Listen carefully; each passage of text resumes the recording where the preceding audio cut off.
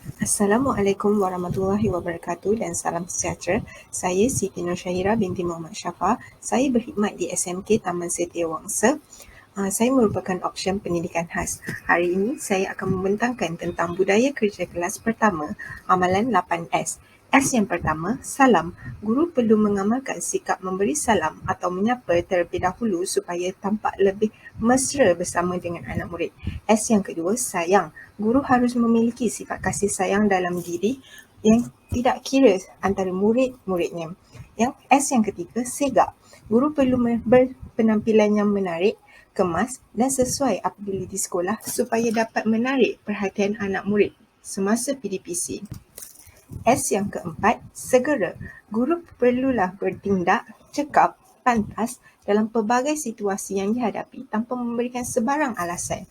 S yang kelima, sempurna. Guru sebenarnya memiliki ilmu pengetahuan yang tinggi bagi menyampaikan PDPC yang sempurna bersama anak muridnya. S yang keenam, sensitif. Guru yang prihatin sebenarnya cakna dan peka dengan keadaan sekeliling mengenai kehidupan anak muridnya. S yang ketujuh, senyum. Guru yang profesional akan selalu memberikan senyuman apabila berurusan dalam apa jua situasi yang berlaku. S yang terakhir ialah sopan.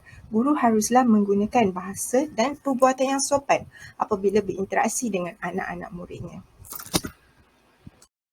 Assalamualaikum warahmatullahi wabarakatuh. Saya Nurhan binti Zulkifli, berkhidmat di SMK Konvent Bukit Nanas bagi Jabatan JPWPKL. Di sini saya ingin mengkonklusikan peta minda saya iaitu budaya kerja kelas pertama berfokuskan keterampilan diri, di mana kita sebagai seorang penjawat awam perlulah mematuhi perkeliling pemakaian iaitu di bawah perkeliling perkhidmatan bilangan 2 tahun 1985, di mana kita hendaklah berpakaian mengikut kesesuaian majlis ataupun program. Dan kita sebagai seorang guru perlulah berpakaian rasmi di sekolah, iaitu di mana lelaki perlulah berbaju kemeja, bertali leher, nentek dan juga kasut bertutup, dan perempuan perlulah baju kurung atau baju kebangsaan bernentek, kasut bertumit dan juga bertutup.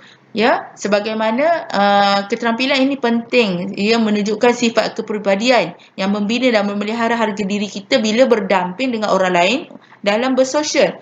Okey, kita juga perlulah menjaga etiket, tata hias dan juga hemah diri, iaitu mengikut kod imej bila ada upacara atau majlis, jaga tingkah laku kita, adab tertib kita sebagai penjawat awam. Especially contoh seperti dalam komunikasi, perlulah ada sapaan, ada panggilan hormat, tuan, puan, encik. Perbualan dengan peringkat tertinggi perlulah ada batasnya, prinsip perkenalkan diri, pengendalian telefon dan sebagainya. Manakala etiket gaya duduk sebagai contoh adalah kita perlulah duduk dengan tegak, bersandar dan tangan di atas riba. Ya, pentingnya keterampilan diri ni untuk menarik minat murid, especially kita sebagai seorang guru, dan supaya kita boleh menjadi contoh yang baik dari segi adab dan penampilan yang kemas dan sopan kepada semua masyarakat. Okay, itu sahaja. Terima kasih. Assalamualaikum warahmatullahi wabarakatuh. Nama saya Nur Syazwani binti Jaafar. Tajuk pembentangan saya pada hari ini ialah budaya kerja kelas pertama. Budaya kerja kelas pertama bermaksud amalan terbaik dan terpuji yang melebihi daripada kebiasaan. Dia merangkumi daripada 3 aspek. Yang pertama, kemahiran berfikir dan pemikiran yang membantu dan memberikan kebaikan kepada orang lain. Kedua, kemahiran merasa dan menghayati yang melibatkan perasaan dengan melakukan tugas tanpa belas. Yang ketiga, kebijaksanaan bertindak dan berperilaku, iaitu cara bekerja yang berintegriti, selaras dengan 7 prinsip perdana budaya kerja kelas pertama, iaitu pantas dan positif, empati dan relevan, daya saing, amanah, adil dan integriti, nombor 6, nilai tambahan dan kelainan, dan yang terakhir ialah 7, arif dan berilmu. Selain itu, terdapat juga ciri-ciri budaya kerja kelas pertama.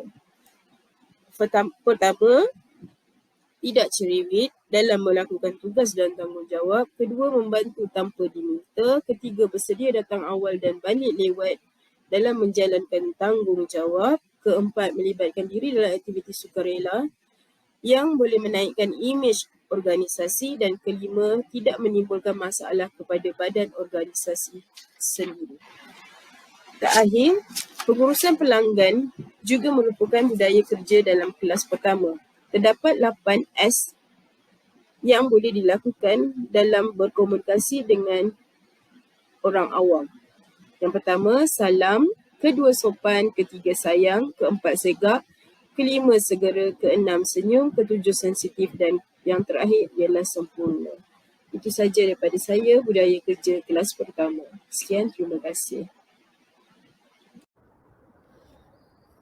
Assalamualaikum dan salam sejahtera. Nama saya Nur Suhaila binti Muhammad Zaki, Jabatan Kuala Lumpur dari Sekolah Menengah Kebangsaan Perempuan Metodis Kuala Lumpur, Option Geografi.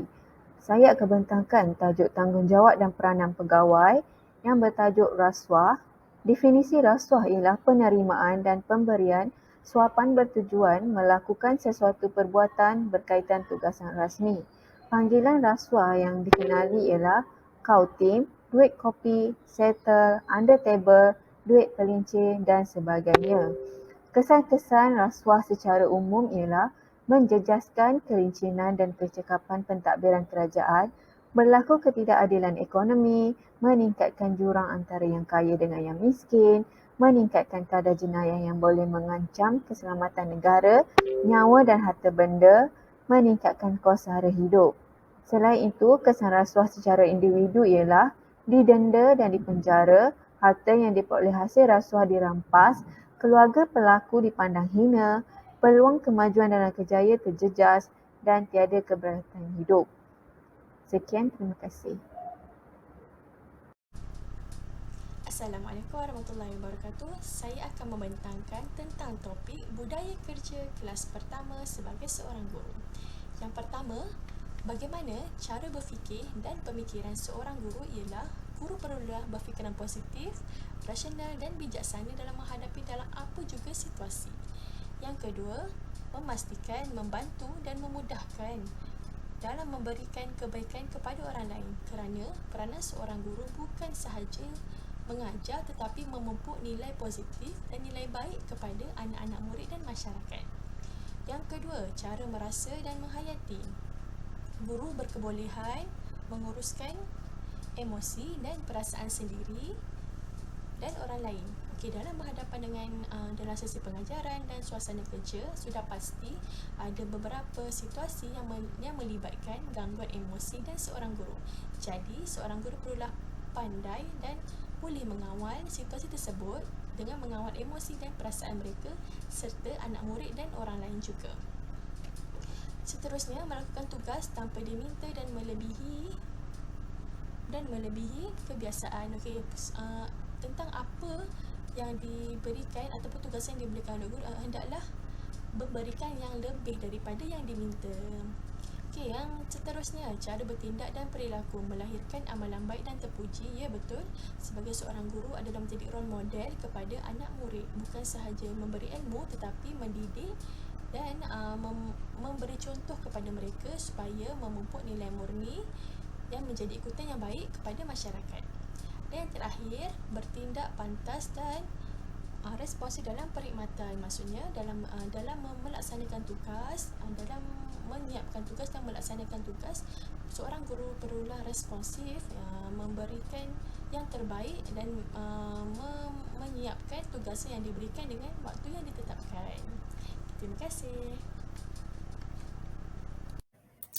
Assalamualaikum warahmatullahi wabarakatuh dan salam Malaysia Madani. Saya Cikgu Syahira binti Hazidi, Guru Bahasa Inggeris daripada SMK Dato' On, akan membentangkan topik yang ketiga iaitu budaya kerja kelas pertama dengan subtopik Tonggak 12. Secara ringkasnya, Tonggak 12 merupakan dasar kepercayaan dan nilai kaki tangan awam supaya mengamalkan sifat yang positif dan menghindarkan sifat yang negatif. Tonggak 12 merangkumi yang pertama, menghargai masa. Bagaimanakah kita boleh mengaitkan amalan ini dengan peranan kita sebagai guru? Sebagai guru adalah amat penting bagi kita untuk memasuki kelas tepat pada waktunya supaya masa pembelajaran murid tidak terbuang begitu saja. Kedua, ketekunan membawa kejayaan. Guru berperanan untuk sentiasa rajin dan tidak merungut tentang tugas yang diberikan. Ketiga, keseronokan bekerja. Guru berperanan melihat tugas mereka sebagai satu ibadah dan menjalankan tugas mereka dengan komited. Keempat, memuliakan kesederhanaan. Guru berperanan untuk tidak bertindak secara berlebih-lebihan dan mengawal emosi mereka dengan baik. Kelima, ketinggian peribadi. Guru berperanan mengamalkan sikap sentiasa senyum, lemah lembut dan sopan dengan orang sekeliling. Keenam, kekuatan sifat baik hati. Guru berperanan menunjukkan empati yang tinggi terhadap masalah dan kekangan yang murid hadapi. Ketujuh, pengaruh teladan. Guru berperanan menjadi contoh dan sentiasa menunjukkan kelakuan yang baik untuk diikuti oleh murid.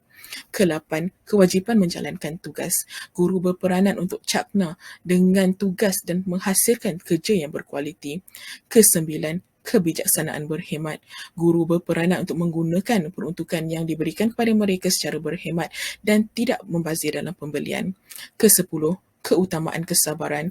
Kita tahu tugas guru bukanlah senang, tetapi guru berperanan untuk sentiasa tenang menghadapi cabaran dan tidak mudah berputus asa. Ke-11, peningkatan bakat. Guru boleh menyertai aktiviti atau webinar untuk mengasah skill dan bakat mereka yang terpendam.